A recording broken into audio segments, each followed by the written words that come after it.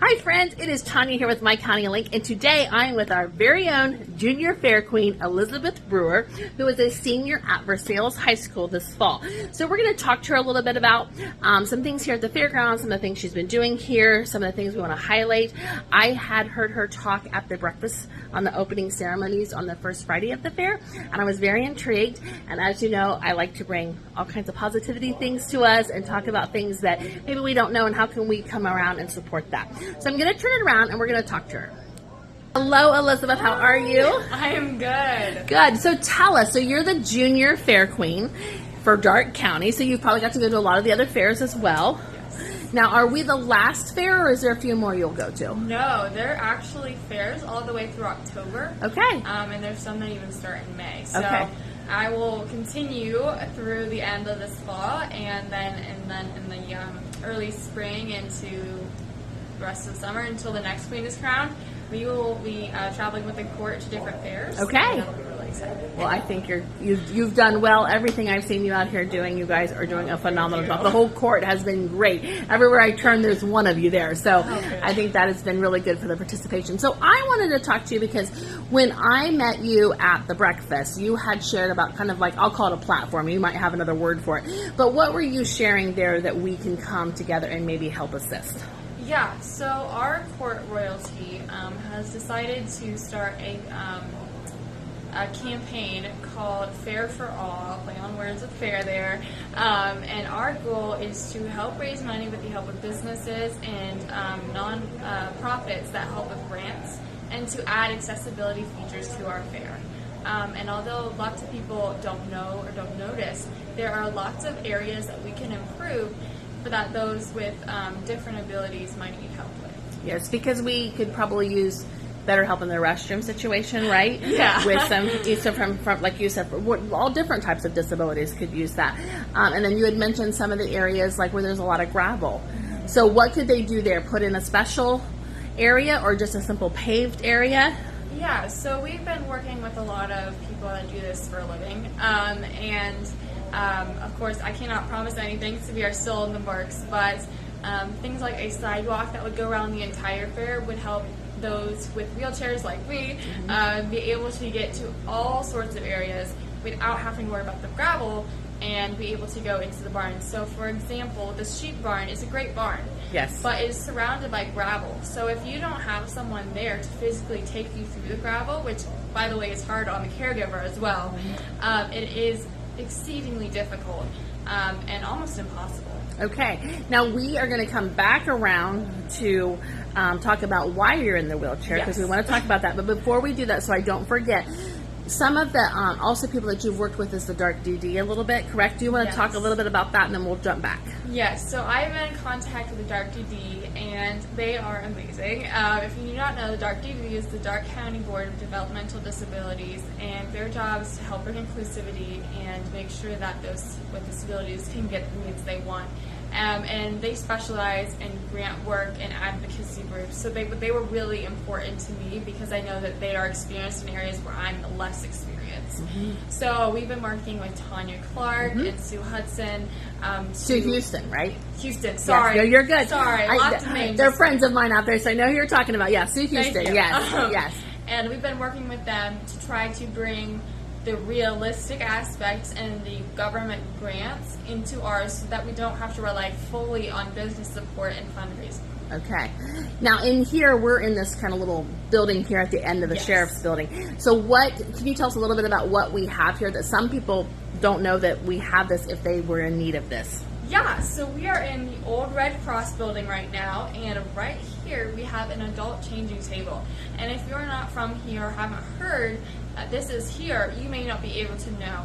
And an adult changing table can work for those who might need medical needs and need to lay down or get a medication in a private area, or also those with developmental disabilities that might need help and have someone with that issue. Okay. So it's somewhere that they can use it, but it's also a little bit out of the way. So we wanted to show it while we're here, and it's right over here. Yes, we'll just you kind of wanna turn. go- Can I go walk back here? Yeah, go for it. Okay, I'm going to walk back here because some people in Dark County might know, but if we have a lot of visitors that come. So back here they have a little bit of privacy. Like you said, if they just need a place to change or anything, or even clothing, or like you said, get medicine, whatever that case is, they've got some privacy here. It's air conditioned. It is. So that is nice. Feels great. Yes.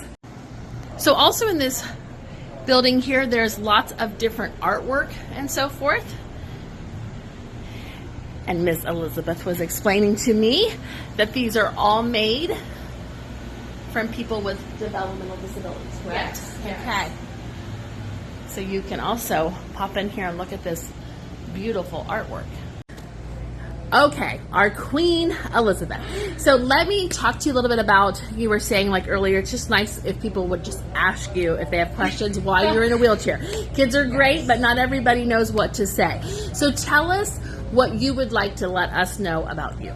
So about me is, my name is Elizabeth, of course, and I have 2 conditions that are most prominently seen. And so I have one called postural orthostatic tachycardia syndrome, also known as POTS, like a little clay pot, and then functional neurologic disorder, or FND. So these 2 conditions affect the way that my brain reacts to anything around me. So things like heat, physical stress, waking up too early can cause really hard time for me, and they cause me to faint. So I also have a very severe functional neurologic disorder where my brain reconnects itself in the wrong way.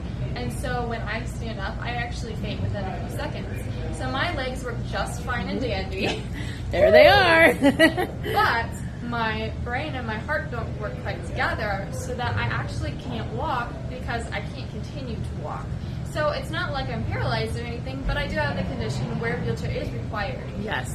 And Great, so, because if you yeah. stood up, you're just, I mean, I'm yeah, just that's a gonna fall right danger. over. It's That's a danger. to myself Yes. and to others. Yes. So that's one of the reasons I do, and I know a lot of people that use wheelchairs aren't actually paralyzed. A lot of them have an underlying condition where it's safer for them to use a wheelchair and be more independent in that Sure. way. And that would also be why we would, work here at the fairgrounds Exactly. to have more handicap accessibility, because it gives them more freedom and more independence, Yeah. correct? So they can get around a little easier. Even if they're on their own, they could do that a little easier as well. One thing that I think is important is that not everyone is going to be with a caregiver, because we do like independence. Sure. Just like you want to walk away and do Sure. your own thing, you Sure. like to go do our own as well. Yeah. So I will say it is really nice if you think of it as a way, oh, someone can just roll them through the gravel. Well, actually, not everyone will have that. And it's really awkward to ask some random person on the side of the street. So if we put a pavement there, you don't have to ask, and you're able to do it yourself, which is very nice for independence. Yes. Well, I know that we have great people that work really hard at our fair, so I have no doubt that there'll be people that will continue to work and figure out the best. So much support from the junior, senior fair board. Yes, the fair board's different wonderful for things. nonprofits around. It's so good about getting. Yes, yeah. So it's nice to come together and figure out, like you said, until you know or you experience needing a need, you don't know that it's needed. Yeah, so our fair was built before the ADA Act, 1990. ADA is Americans with Disability Act. And so it wasn't required for all of these to be here. Right. Which is why there are so many pieces that are lacking, because at that point it wasn't recognized. Right. Right. So as we grow, we learn and we do better all the time, right? Exactly. Yes. Now, you also told me you were going to go off to college after your senior year, and tell me where you're going again. So I'm not sure it's college yet. Okay. Notre Dame is my number one. Notre Dame. You heard her right here, Notre Dame. Come get her. And so I want to go into pre-medicine and hopefully receive my degree in pediatric internal medicine after a lot of years, and help people like me. So Yes, very that is good. my goal. And you also said you're going to go to the Johns Hopkins here soon to kind of work on some things. And Johns Hopkins here soon, hopefully, and hopefully I can make more progress. Yes. So that is the goal. Very good. Well, thank you so much for taking the time. You're beautiful. I love how you've been out here with the kids. My friend was in the rabbit barn, and she said you were so patient with everybody getting pictures. You smiled with all the parents and the kids, and she said it just was really sweet to see the kids be able to take the time to smile for their parents. So she thought that was really good. So thanks again, and I'm going to just flip it around here, and we're going to kind of final it up and end. I hear the derbies out there, so yes. It's the last day of the fair. So I just wanted to say again, thanks for watching as we've been popping around here at the fair, and make sure that you get involved. If you have some way that you can help in this, trying to get more handicap accessibility things here for people, reach out to us, reach out to the Junior Fair Board, the Senior Fair Board. We know there's grants and so forth that people can do, so maybe you're a grant writer. There's all types of things that we can do to help in this situation and bring awareness. So if you need, again, this area is on the end of the sheriff's building here. There's a private room back there for you. So if you are in need of that, that is here right at the Darke County Fairgrounds. So today's the last day. The derby's getting started. We're going to go out, right, Elizabeth? We're going to probably catch our last sections of fair food here. So keep visiting with me as we keep visiting people, places, and things. We'll see you next time.